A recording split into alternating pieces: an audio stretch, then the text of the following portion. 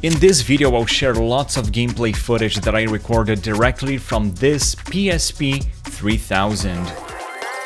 The PSP was a massive hit for Sony. It launched in 2004 in Japan and 2005 in the rest of the world, and it was actually the only handheld not made by Nintendo to become a huge commercial success. It sold around 80 million units. Its main competitor, the Nintendo DS, sold about 154 million units. And the best-selling non-Nintendo, non-Sony handheld, it was the Sega Game Gear. It launched in 1990 and sold around 11 million units.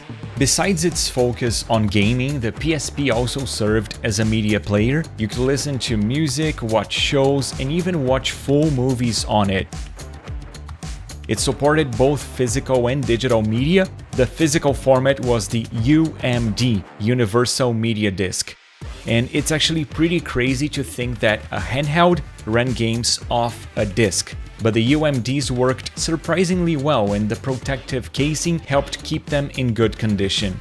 And sure, I've heard of UMDs not lasting long, but personally, all of my UMDs are still working properly, and most of my games were actually purchased in used condition. Regarding games, I love how the PSP is from an era in which manuals were still a thing. I actually really miss those days.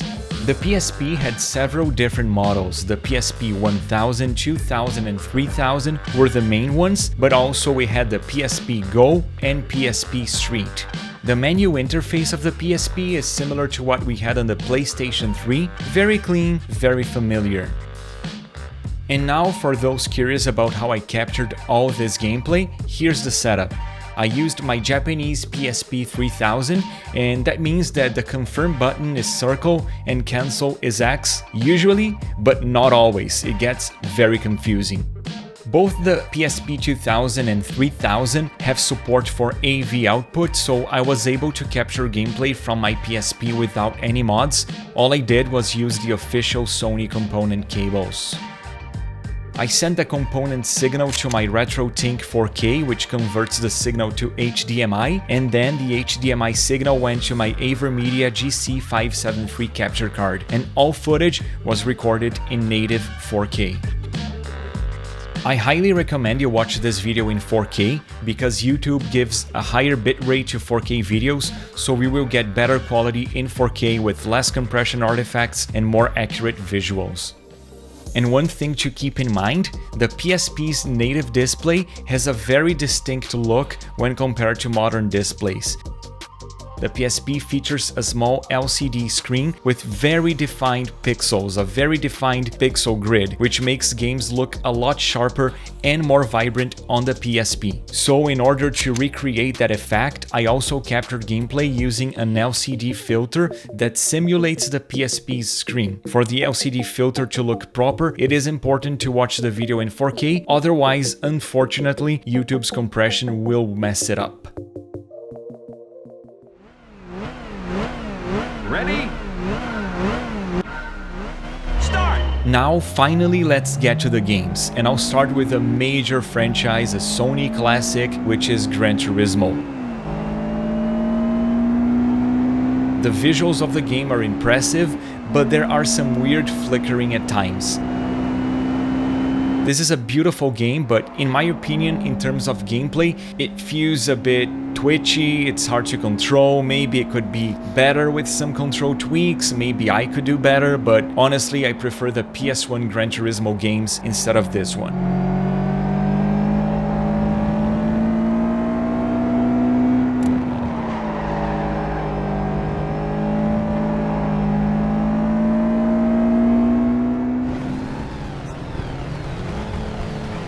Another racing game I wanted to show you is Sega Rally Revo.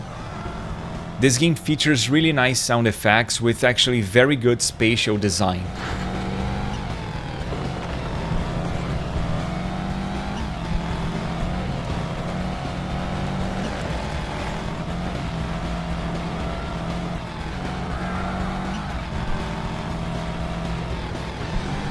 But the loading times are extremely long.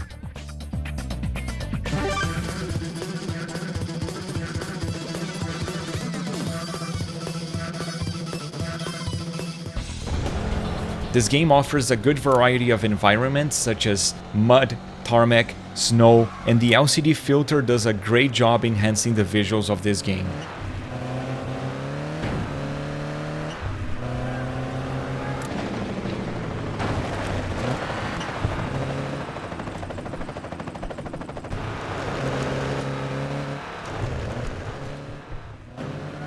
And another racing game, and this one from a legendary franchise. This is Ridge Racer.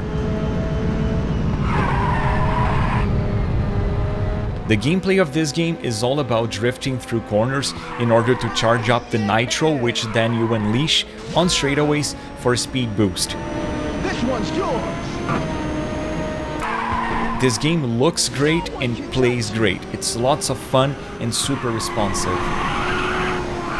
I've never seen a drift like that. Whoa! And now a Sony franchise that I really enjoy and I really miss. This is LittleBigPlanet. This game is very charming, it features fun movement physics, and it's a 2.D platformer.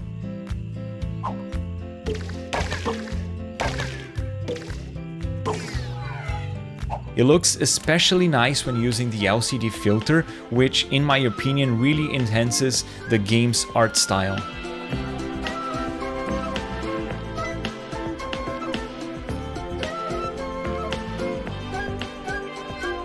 Next up is the remake of the first game of a beloved franchise. Ready? Let's do this! This is Mega Man Powered Up. The visuals of this remake are super cute and full of character, and the soundtrack has been rearranged in a really fun way.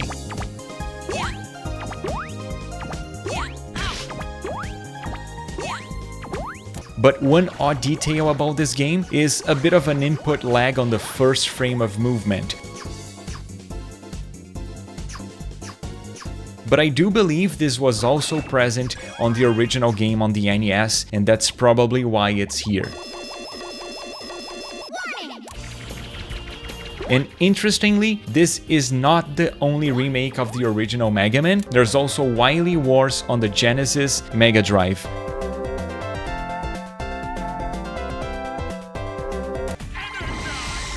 I love the look of this game, especially with the LCD filter.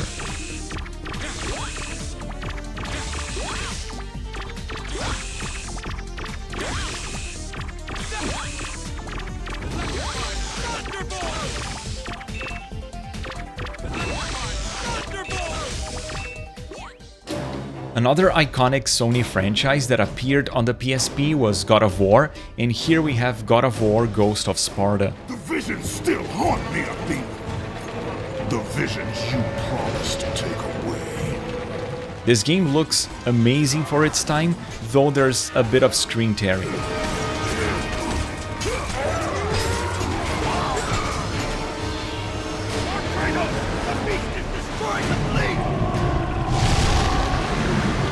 Still, it's very impressive both in terms of visuals and sound design, and the gameplay is lots of fun.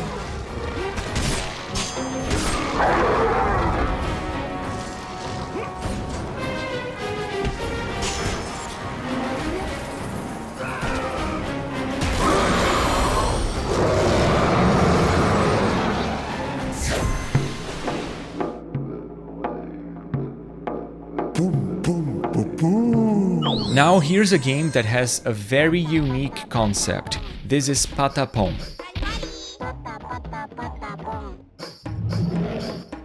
It combines rhythm and strategy in a very distinct way. This game features a lot of dithering, which is awesome for its visuals, and the LCD filter really helps bring out the game's intended look.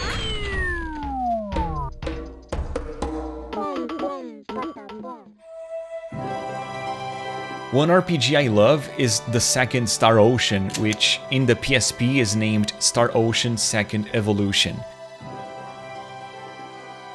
The version of this game I played actually was the PS1 version, and this also has a remake for modern platforms, but this PSP edition seems to be really nice. It features new animated cutscenes and more voice acting. Don't be careless, Claude. Wait till we figure out what that thing is before you go near it. Don't worry, it's nothing special. I'll be fine. Which actually felt a bit off to me because personally I feel more immersed in old school RPGs without voiceovers. Still, it's a beautiful game and it features an amazing soundtrack, it features multiple endings, and this game looks really nice with the LCD filter.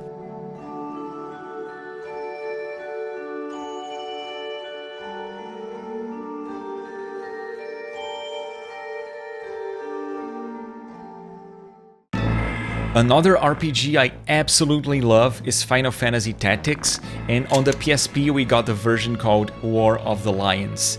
It was originally released on the PS1. This is a phenomenal game.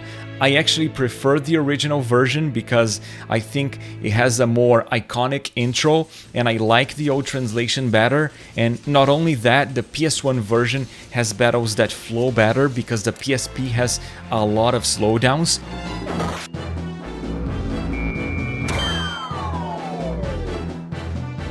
But the soundtrack of this game is phenomenal, the pixel art is gorgeous, and this game works really well with the LCD filter on.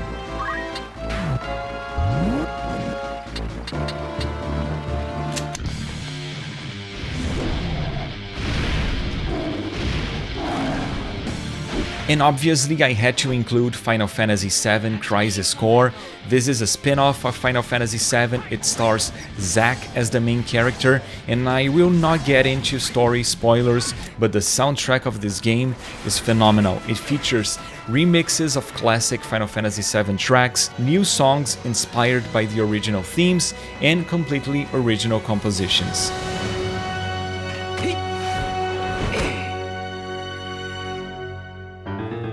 The visuals are extremely impressive, they push the PSP hardware to its limits, and the gameplay of this game is lots of fun and flows really well. I've recommended you for first. And Jill! Oh, I love you, man! And Jill!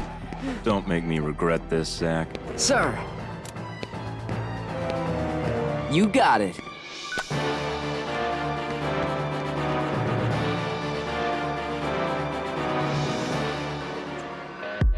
And guys, this is it. I really hope you enjoyed the video. Make sure to watch my PS2 special. It features a lot of gameplay footage, also directly captured from my original PS2. I really hope you liked it. Thank you so much for your attention.